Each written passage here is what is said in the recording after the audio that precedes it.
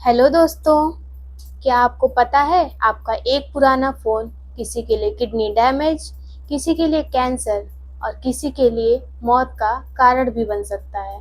जी हाँ, ये मजाक नहीं है। इस वीडियो को पूरा देखना, बिल्कुल भी स्किप मत करना, क्योंकि इस वीडियो में जो मैं इंफॉर्मेशन देने जा रही हूँ वो आप सभी के लिए बहुत ही ज़रूरी है।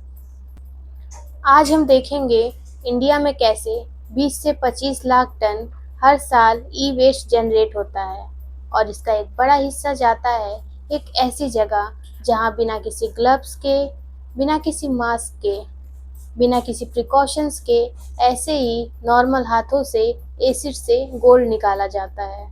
और जब गोल्ड निकाल लिया जाता है तो उस एसिड को बिना किसी ट्रीटमेंट के डायरेक्टली ड्रेन्स में डाल दिया जाता है। ये डॉक्यूमेंट्री उन सभी के लिए है जिनके घर में आज भी पुराने फ़ोन्स या चार्जर्स रखे हुए हैं। वीडियो को एंड तक देखना, क्योंकि यहाँ सिर्फ अवेयरनेस ही नहीं, सॉल्यूशंस भी मिलेंगे। तो चलिए शुरू करते हैं। पहले जानते हैं ई वेस्ट क्या होता है।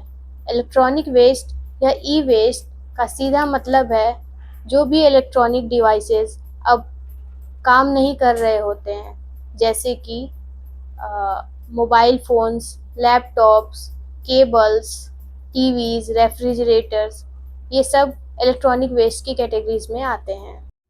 इंडिया दुनिया का third largest e waste generator है। 2023-24 में लगभग 17.5 lakh tons e waste generate हुआ। एस्टिमेट ये है कि 2026 तक ये 20 से 30 लाख टन भी पहुंच सकता है। सिर्फ 22 से 25% ई वेस्ट ही ऑथराइज रिसाइकलर्स के पास जाता है। तो बाकी का कहाँ गया?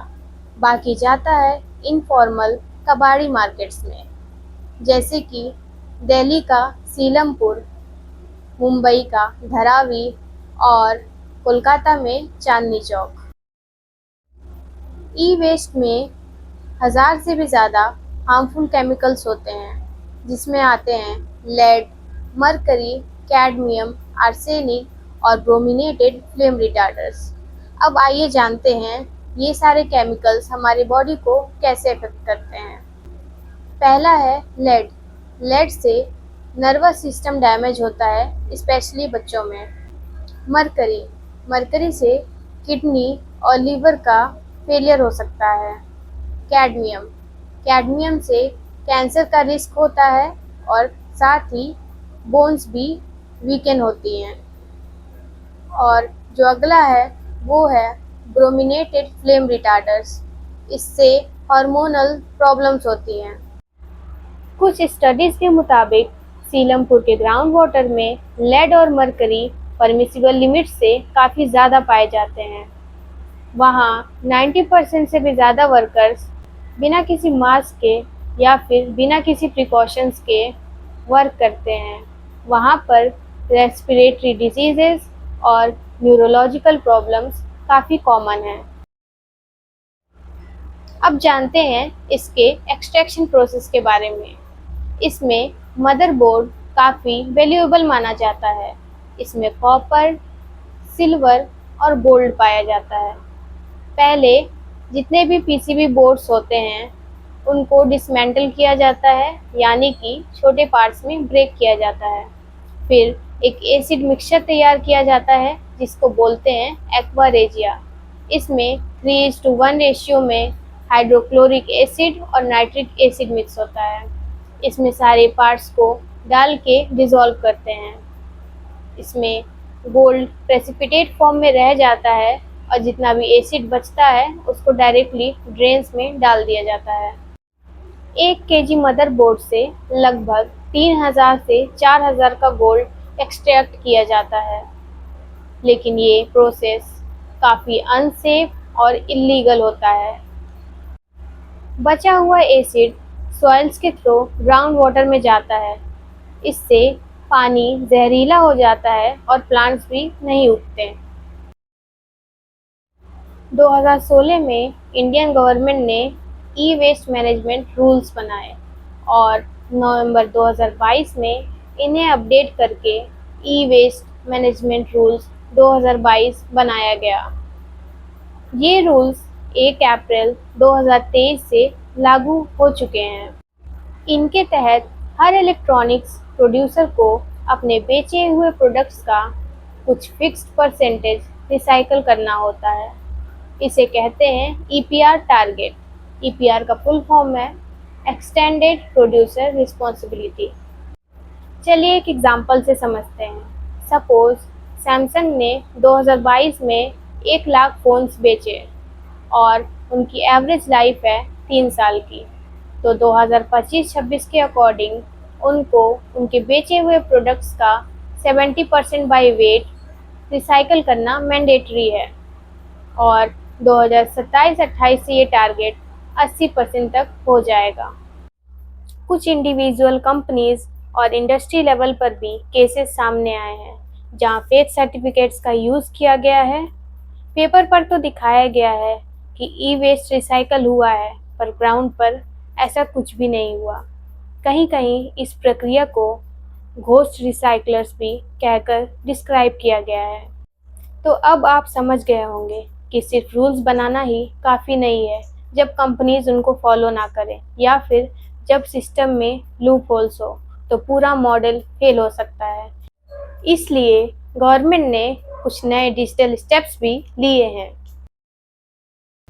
आइए अब जानते हैं इन डिजिटल स्टेप्स के बारे में। 2023 में सीपीसीबी ने एक सेंट्रलाइज्ड ईपीआर पोर्टल लॉन्च किया जहां प्रोड्यूसर्स और रिसाइकलर्स अपना ई वेस्ट कलेक्शन और रिसाइकलिंग डेटा अपलोड करते हैं। इस डिजिटल सिस्टम का मेन गोल है ट्रांसपेरेंसी लाना और फेक कंप्लायंस को रोकना। तो दोस्तों, सिस्टम बनाने के बाद भी इंडिया में कई बड़े इश्यूज हैं।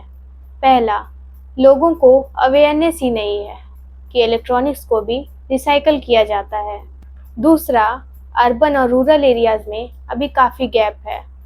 कई बड़े शहरों में कलेक्शन पॉइंट्स हैं, लेकिन छोटे जगहों पे अभी भी कोई फैसिलिटी नहीं।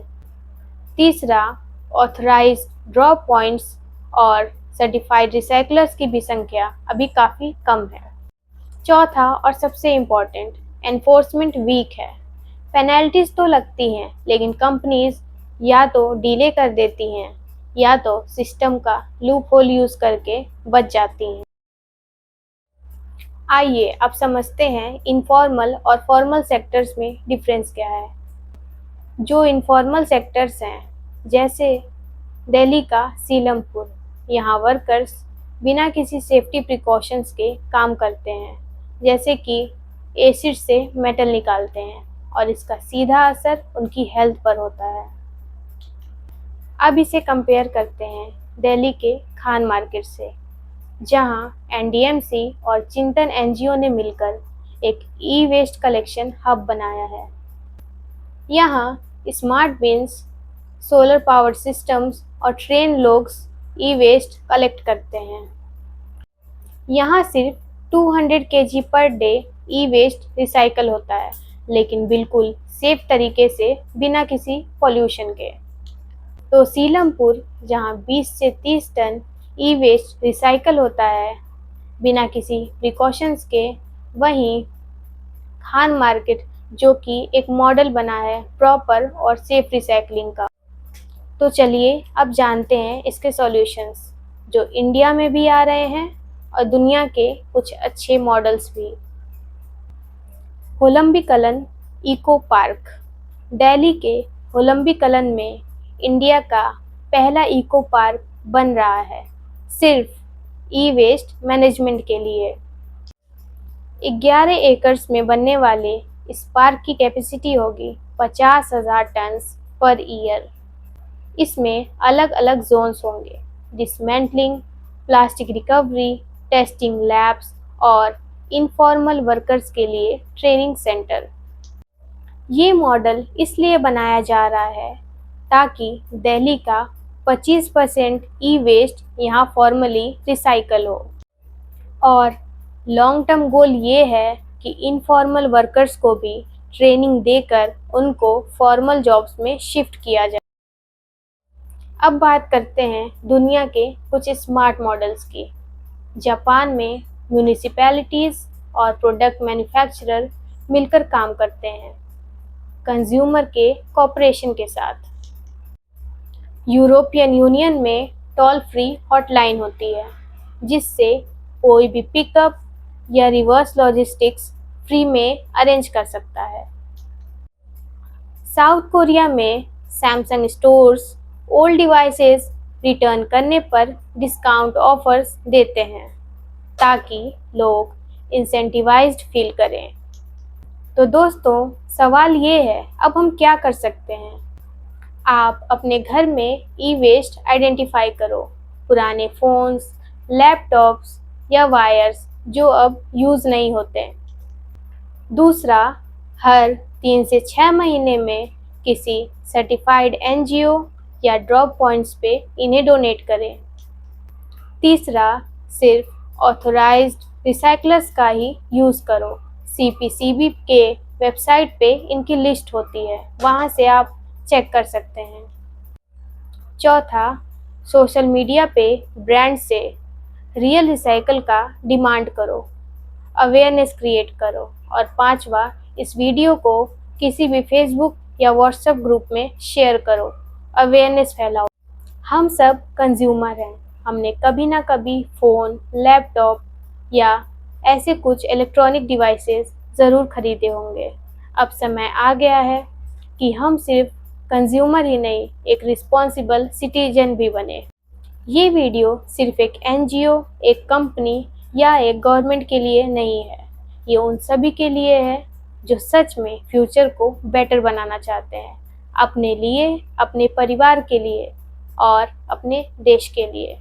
तो अगर आपको ये वीडियो पसंद आई हो तो इसको ज़्यादा से ज़्यादा शेयर करिए, लाइक करिए और चैनल को सब्सक्राइब करिए। मिलते हैं अगले वीडियो में एक नए सच के साथ।